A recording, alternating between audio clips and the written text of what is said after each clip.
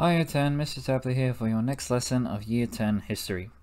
This lesson we're looking to extend our understanding of the Holocaust and reflect upon genocide and war atrocities that occurred in World War II.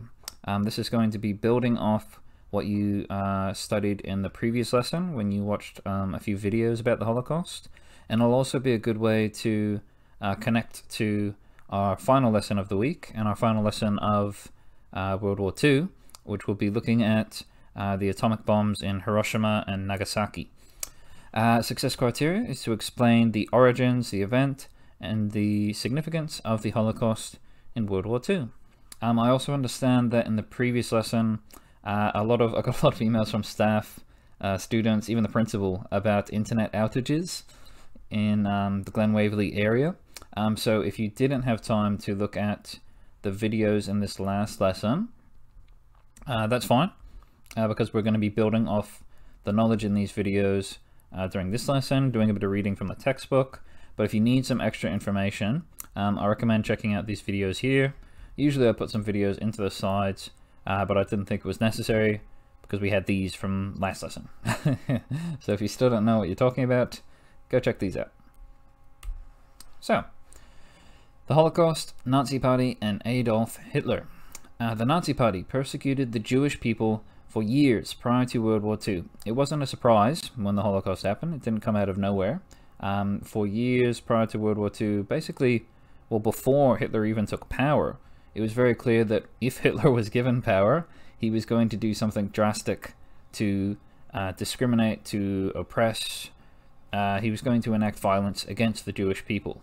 And all of that action prior to World War II eventually led to what was called at the time the Final Solution. This was a plan implemented by the Nazi regime to systematically eliminate the entire Jewish population and resulted in over 11 million deaths from 1941 to 1945. So in the space of 4 years, essentially they killed off 11 million people.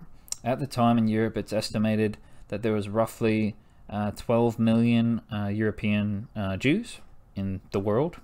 Of those 11 million deaths, probably 6 million were of the Jewish people, 5 million were just enemies of the state, or they were minorities, or etc. So out of 12 million Jewish people in Europe at the time, the Holocaust essentially killed half, basically half of the population of that ethnicity, that religion, that race, which is just a ridiculous number when you think about it. Adolf Hitler, leader of the Nazi Party, blamed the Jews for the nation's defeat in World War I. He wasn't alone in thinking this. There was a popular belief, not a popular belief, there was a belief from some people in the German military at the time that they lost World War I, which hopefully you remember a little bit about from year 9. I'm not going to go into too much detail. The reason they lost wasn't the military's fault. It was big businesses and big banks that wanted the war to end, wanted to make money after the war ended, and then people would then shift some of that blame to people who owned businesses who had money, especially during the Great Depression. So over time, this anti-Semitic, anti-Jewish feelings, emotions, they kind of built up over time. And in his biography, Mein Kampf, which is 1925, he wrote that when he was in prison, actually. Hitler predicted a global war that would result in the extermination of the Jewish race in Germany. You've got this propaganda poster from pre-war, pre-World War II in Germany. Did German in year 10 in high school. It's a bit long ago, but let's see if I can create this. Basically, what you have in this little propaganda poster is they're saying, who is to blame? So who is to blame for us losing in World War I? And it is the Jews, the Jewish people. And you can tell it's a Jewish individual because they have the gold Star of David. Star of David is a religious symbol of the Jewish faith. And what happened during, well, spoilers, because we will talk about it later. What happened in the years leading up to World War II, leading up to the Holocaust, was that Hitler enacted a lot of laws and practices that would, again, oppress and discriminate against Jewish people. And one of them was they literally had to wear a little gold cross or gold star, indicating to other people that they were Jewish. So this is a propaganda poster, again, kind of hammering home that belief that the Jews are responsible for the evils in our country, for our failures in the past. So during post-World War I Germany, again, there were a lot of people who were upset about what happened, who were unhappy with the Great Depression, who were unhappy with the Treaty of Versailles.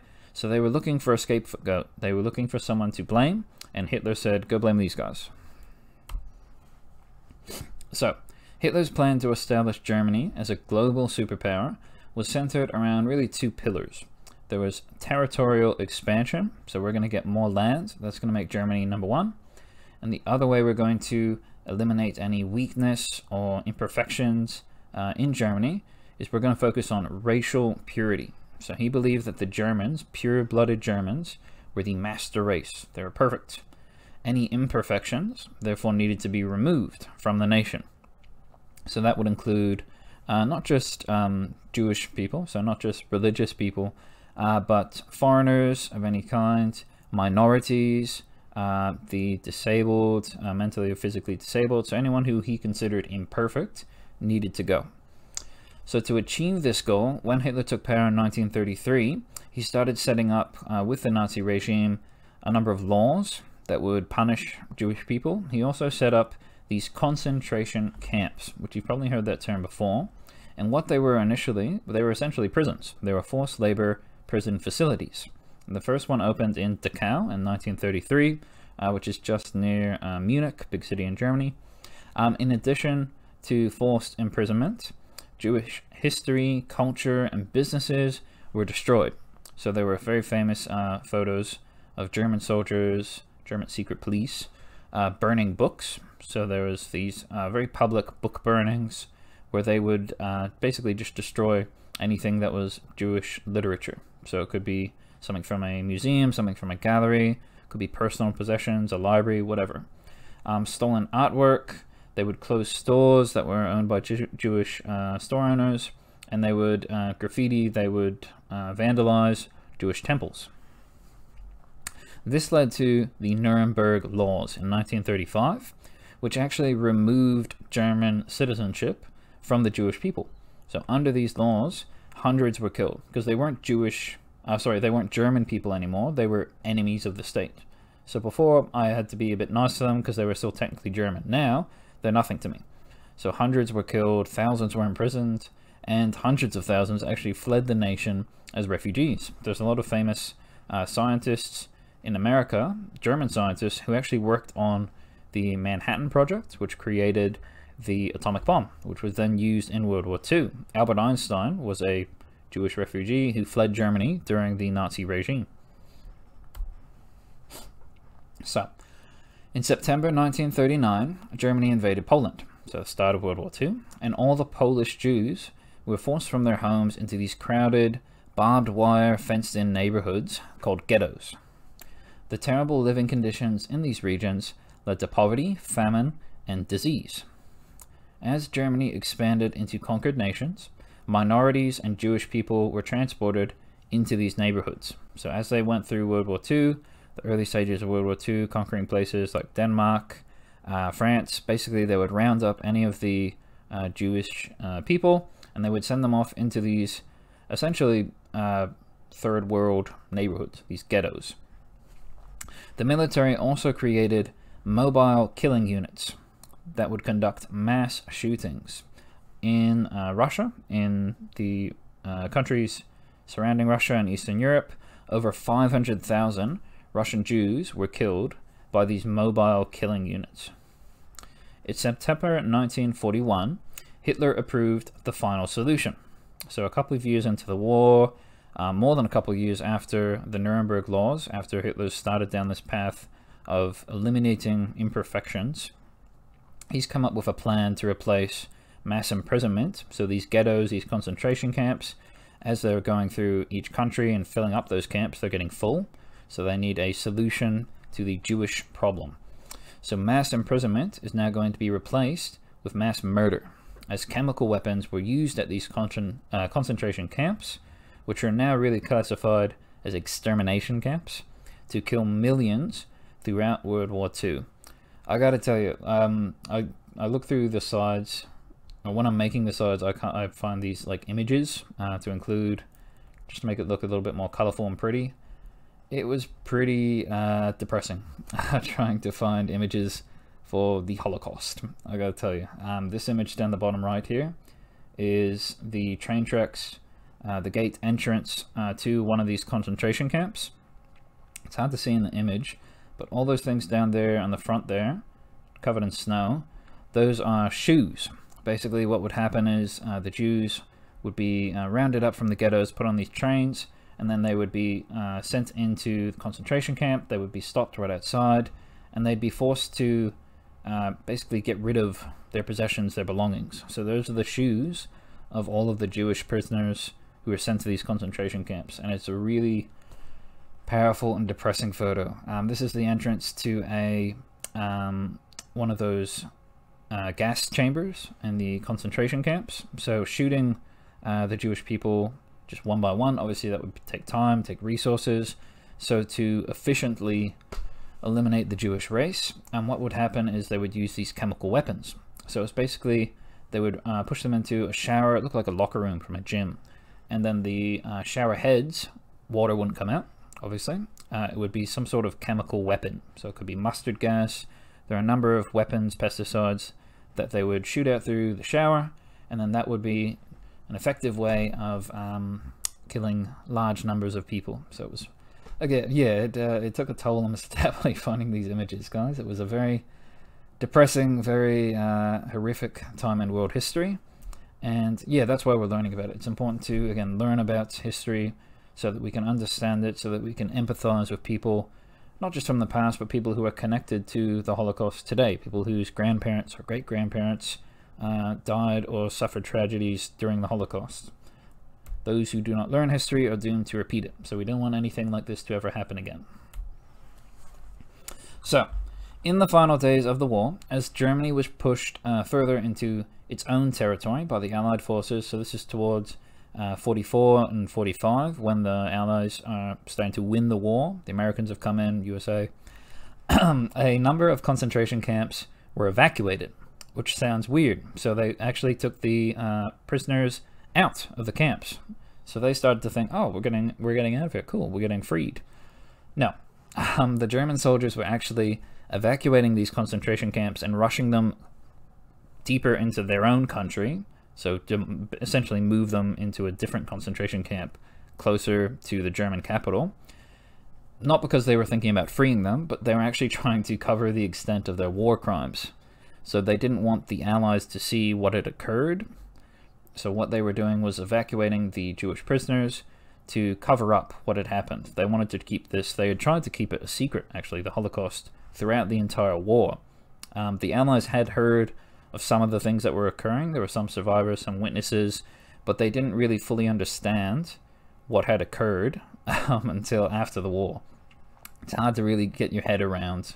I mean, it's hard to look at the number 11 million and think of how many people that is and how many people, what that looks like, seeing 11 million people killed over the span of 4 years. So they didn't really believe. The Allies were criticized after the war for not really doing anything to stop the Holocaust or to intervene. Really, they couldn't until they won the war, so that's, I guess, something preventing that criticism. But yeah, they were trying to hide the extent of their war crimes, essentially.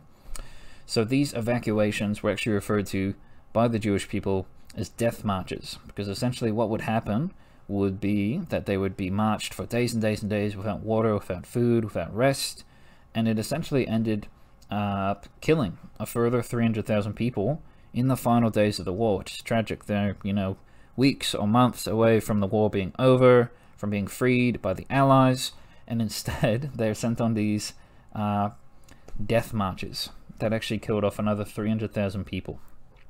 I just really like this quote from Primo Levi, who is a Jewish author and a survivor of Auschwitz, talking about the final days of the war. He was on one of those death marches. He survived, and I really like this quote that I thought I would include. "We lay in a world of death and phantoms. The last trace of civilization had vanished around and inside us. the work of bestial degradation, so they're reducing the Jewish people to beasts with this degrading, humiliating, and oppressive behavior, begun by the victorious Germans, had actually been carried to the conclusion by the Germans in defeat. So from the start of the war to the end of the war, the Germans had removed the civilization, the humanity, from the Jewish people.